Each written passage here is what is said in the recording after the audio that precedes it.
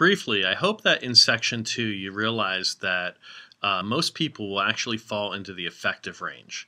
Highly effective is usually the people who are being leaders in some way, shape, or form. It has to do with leading the program initiatives, not just helping to improve it or helping to manage. So that was one of the biggest takeaways you should have gotten through that. Most people by default will be in effective area, in the effective area, not ineffective, I'm sorry. Secondly, I would like now to go on to section 3 and specifically talk about the documents. So if you go to page number 36, on page 36 it has an overview of the types of documents and forms that are involved in the system. Most of these are going to be online in a program called Oasis. You're going to have training on that next year about how to use them and what it looks like. I'll be creating short webinars as well, so you can look at them over the summer. But generally, you're going to have observations, a documentation log, surveys, potentially if you're middle school or high school. It's kind of at the principal's discretion right now. The objectives, that's the program growth objectives, we're going to call them. They're the SMART goals. You'll have some reports. You'll have perhaps a performance improvement plan if there's a problem. Hopefully not. And finally, a self-assessment form that you can use. A lot of this is meant to pull in multiple sources of data so that we have a better understanding of the job that you do, the great job that you do.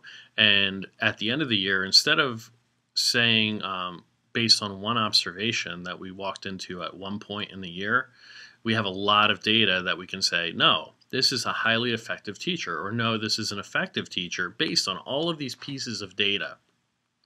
So that's the real heart and soul of what's going on with the strong evaluation. It's actually a positive for all of you because it makes sure that it's not a snapshot that we're evaluating you on, but it's a portfolio of things, not a portfolio of documents. I don't want you to misunderstand me. It's a portfolio of opportunities for us to really assess what's happening in the program and in your positions. So I want to look specifically at the actual positions and the pieces of the documentation. So if you could just go through and thumb through this booklet with me really quickly, I'd appreciate it. If you go to page 37, it's the pre-observation conference record. Pre-observations are optional. They're not mandatory. You can request them.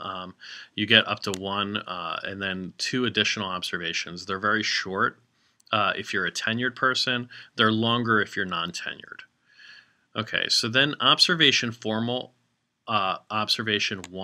is actually the form that we'll be using next year. So if you look at it, you'll see that professional knowledge will come up as a topic. Program planning and management might be there. We may see different forms when we're actually doing an observation. That would come into it. How did you plan the ear, nose, and throat screening? How did you plan the child study team meeting with the difficult parent? Those are the types of things that we might actually look at the planning, and it might be a discussion, it might be a document that you've created in preparation. Okay, program delivery, that's what did we see in the way that you supported that program or that child, or how did you handle that situation? That's the program delivery.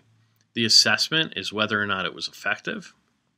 And the communication and collaboration, how well did you communicate, how articulate were you, and how well did you get the important pieces across to the parents or the students or the injured child, etc.